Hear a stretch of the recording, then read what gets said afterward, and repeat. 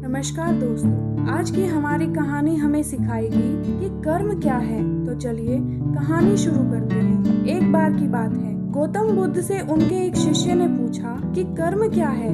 ये सुन गौतम बुद्ध मुस्कुराए और उन्होंने जवाब दिया, कर्म को समझाने के लिए मैं तुम्हें एक कहानी सुनाता हूँ। इस कहानी को सुनने के बाद तुम सभी यह समझ जाओगे कि कर्म क्या है। गौतम बुद्ध ने कहानी सुनानी शुरू कर दी। एक राज्य में एक राजा राज करता था। एक बार वह अपने मंत्री के साथ देश का भ्रमण करने निकला। भ्रमण करते करते राजा और मंत्री एक बाजार में पहुंच गए। उस बाजार में राजा का ध्यान एक दुकानदार के ऊपर गया। उस दुकानदार को देखते ही राजा के मन में न जाने क्यों यह विचार आया कि मैं इस दुकानदार को कल फांसी की सजा दे दूं। यह बात राजा ने अपने मंत्री को बताई। मंत्री कुछ बोले कि उससे पहले ही राजा उस दुकानदार के दुकान के सामने से आगे निकल चुके थे और दूसरी बातें करने लगे। मंत्री बहुत ही चिंतित हो गया। वह यह बात समझ ही नहीं पा रहा था कि आखिर दुकानदार की गलती क्या है। दुकानदार से बिना कुछ बात किए, बिना कुछ सोचे समझे महाराज ऐसा फैसला लेने के बारे में क्यों सोच रहे हैं। राजा और मंत्री भ्रमण करने के बाद राजमहल में वापस चले गए, लेकिन मंत्री को रात भर नींद नहीं आई।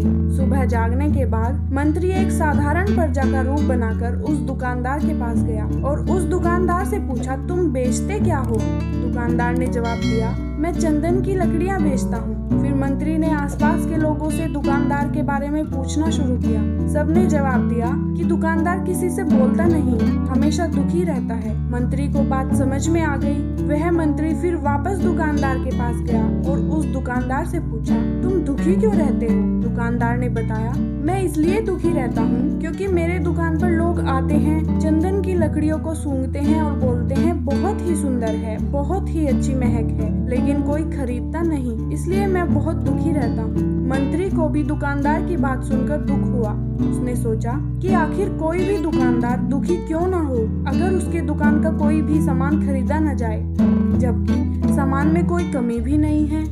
मंत्री सोचने लगा कि यह दुकानदार अपने दुखों की वजह से इतना दुखी रहता है, परंतु राजा इस दुकानदार को फांसी पर लटकाना चाहते हैं। अर्थात राजा के मन में आए हुए विचार का उत्तर अभी तक मंत्री को नहीं मिला था। मंत्री ने फिर दुकानदार से पूछा, भाई तब तुम क्या करोगे अगर तुम्हारे दुकान की सारी चंदन की लकड़ियां ऐसे ही रखे रखे रह जाएंगी। तो दुकानदार ने गुस्से के भाव से बोला, हाँ मैं जानता हूँ कि मेरी चंदन की लकड़ियां ऐसे ही रखी रह जाएंगी, इन्हें कोई नहीं खरीदेगा, इसलिए तो मैं सोचता हूँ कि हमारे देश का राजा जल्दी से जल्दी मर जाए। अगर वह जल्दी से मर जाता है तो मैं उस राज दरबार में उस राजा के दाह संस्कार के लिए अपनी चंदन की लकड़ी दे दूंगा, जिससे मुझे कुछ पैसे भी मिल जाएंगे और इस बाजार के अलावा बाकी के लोगों को भी मेरे चंदन की लकड़ियों के बारे में पता चल जाएगा। तब फिर शायद कुछ ना कुछ लोग मेरे दुकान से चंदन की लकड़ियां खरीदने जरूर आए। मंत्री दुकानदार की बात को सुनकर सब कुछ समझ गया, लेकिन मंत्री बहुत चतुर और समझदार भी था। उसके मन में एक विचार आया।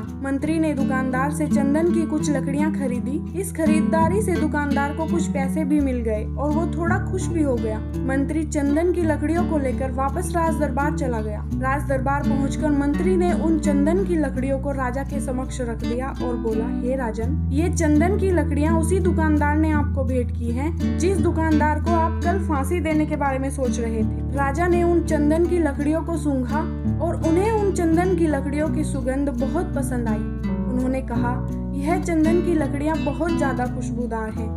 दुकानदार के इस अनोखे भेंट से राजा बहुत खुश हुए और मंत्री को कुछ स्वर्ण मुद्राएं देकर बोले, जाओ उस दुकानदार को यह स्वर्ण मुद्राएं इनाम में देना और बोलना कि आज के बाद महल में जब कभी भी चंदन की लकड़ी की जरूरत पड़ेगी तब तुम्हारे दुकान से ही चंदन की लकड़ी ली जाएगी।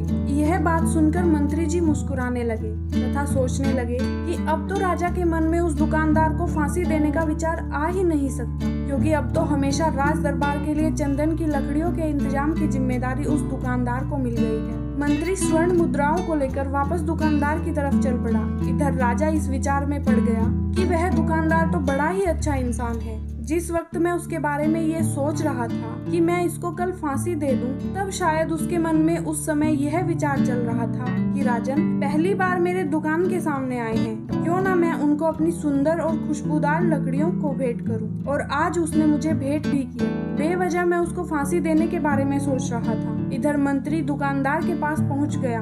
मंत्री ने राजा के द्वारा दी गई स्वर्ण मुद्राएं दुकानदार को देते हुए कहा कि जिन चंदन की लकड़ियों को कल मैं खरीद कर ले गया था, उन चंदन की लकड़ियों को राजा ने बहुत पसंद किया और इनाम के तौर पर तुम्हारे लिए यह स्वर्ण मुद्राएं भिजवाई हैं। यह सुन दुकानदार बहुत खुश हुआ। साथ ही साथ मंत्री ने उस दुकानदार को यह भी बताया कि अब आज के बाद राज दरबार में जब कभी भी चंदन की लकड़ियों की जरूरत पड़ेगी तो सारी चंदन की लकड़ियां तुम्हारी दुकान से ली जाएंगी। दुकानदार मंत्री की बात सुनकर बहुत खुश हो गया। मंत्री ने दुकानदार से पूछा, क्यों भाई, तुम तो राजा के बारे में इतना बुरा भला सोचते थे, लेकिन देखो राजा तुम्हारी कितनी चिंता करते हैं। राजा कितने अच्छे हैं। राजा अपनी प्रजा के बारे में कभी भी गलत नहीं सोचते। दुकानदार मंत्री की बात से सहमत हो गया और बहुत दुखी होकर राजा के प्रति अपने बुरे विचारों पर पश्चाताप करने लगा। दुकानदार मंत्री से बोला, मैं कितना गलत सोचता था राजा के बारे में। राजा तो बड़े ही अच्छे हैं, बड़े ही भले राजा हैं। भगवान करे कि राजा की बहुत ही लंबी आयु हो। यह बात सुनकर मंत्री भी बहुत खुश हुआ।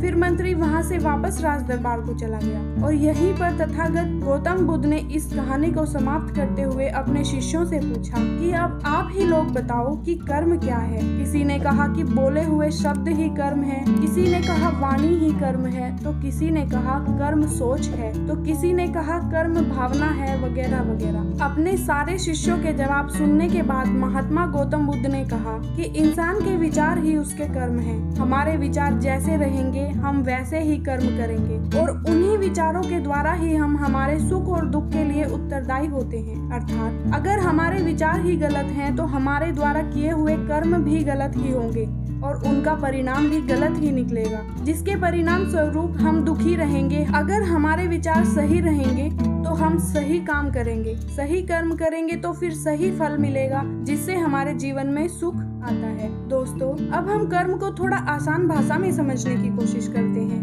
कर्म का अर्थ है कार्य। इस दुनिया में, इस ब्रह्मांड में जो कुछ भी काम हो रहा है वो सब एक कर्म है। असल में देखा जाए तो कर्म क्रिया और प्रतिक्रिया के साधारण सिद्धांतों को फॉलो करता है। हम जो भी कार्य करते हैं वो एक कर्म है और फिर क्रिया और प्रतिक्रिया के सिद्धांत के अनुसार हर कर्म का एक परिणाम भी होता है। जैसे कांच के गिलास को फेंकना एक कर्म है और उसका टूट जाना उसका परिणाम। अत्यधिक बारिश होना एक कर्म है और बाढ़ का आना उसका परिणाम। असल में परिणाम हमारे हित में होगा या अहित में, ये पूरी तरीके से हमारे द्वारा किए गए कार्य पर निर्भर करता है। ज्यादातर लोग ये सोचते हैं कि ऊपर आसमान में कोई बैठा है जो निर्णय लेता है कि किसके जीवन में सुख देना है और किसके जीवन में दुख, जबकि असल में हमारे कर्म और फिर उनके द्वारा मिलने वाले परिणाम भी हमारे सुख और दुख को निर्धारित करते हैं। इसलिए हमारी भारतीय परंपरा में यह कहा जाता है कि आप अपने भाग्य के निर्माता स्वयं हैं। असल में कर्म का परिणाम भी भाग्य है और हमें कैसे कर्म करने हैं ये पूरी तरीके से हमारे हाथ में होता है। तो जब कोई अच्छा काम करता चला जाता है तो उसका भाग्य भी अच्छा होता चला जाता है। जैसे अगर दो बच्चे हैं और उनमें से एक बच्चा बचपन से ही नई चीजों को सीखने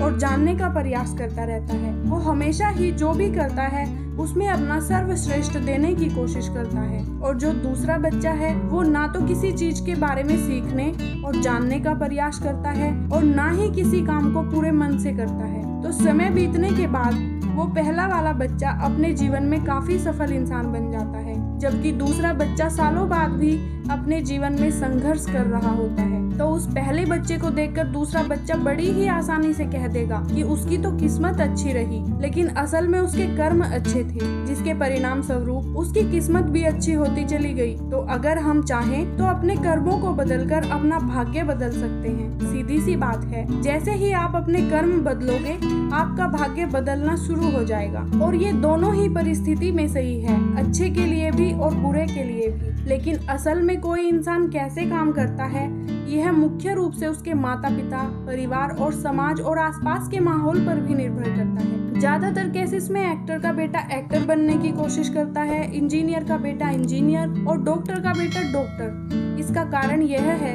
कि हमारा शरीर और मन अपने आसपास से ही सूचना इकट्ठा करते हैं और हमारे अंदर मौजूद सूचनाओं और ज्ञान के आधार पर ही कोई कार्य करते हैं और फिर हमें उसी के अनुसार परिणाम भी मिलते हैं। असल में हम अपने रोज के कामों का 99% अनकॉन्शियस तरीके से करते रहते हैं, क्योंकि हमारा शरीर और मन प्राप्त सूचनाओं को याद रखता है और फिर उन्हें दोहराता है। जैसे जब हम कार चलाना सीख रहे थे तब हम एकदम पूरी कॉन्शियसनेस के साथ हर एक चीज पर ध्यान रखते हैं कि स्टीयरिंग कहाँ है, ब्रेक कहाँ है, लेकिन कुछ समय बाद हम बात करते हुए या कुछ भी सोचते हुए बड़ी आसानी से कार चला पाते हैं, क्योंकि अब हमारे अंदर कार चलाने की प्रोग्रामिंग हो चुकी है और हम लगभग अपने सारे काम अब इसी तरीके से करते हैं बिना किसी जागरूकता के।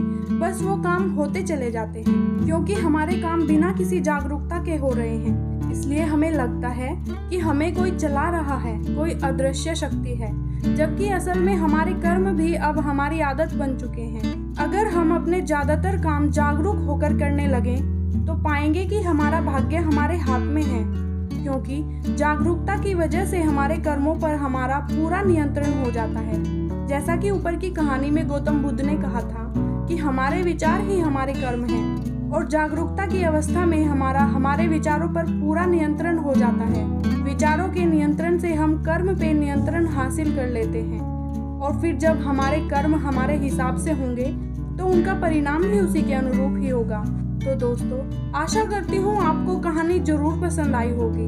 अगर पसंद आई है तो वीडियो को लाइक, कमेंट और शेयर जरूर करें। साथ ही साथ हमारे चैनल को सब्सक्राइब करके बेल आइकन को दबा दें ताकि ऐसी ही ज्ञानवर्धक कहानियाँ हम आप तक सबसे पहले पहुँचा सकें। धन्यवाद।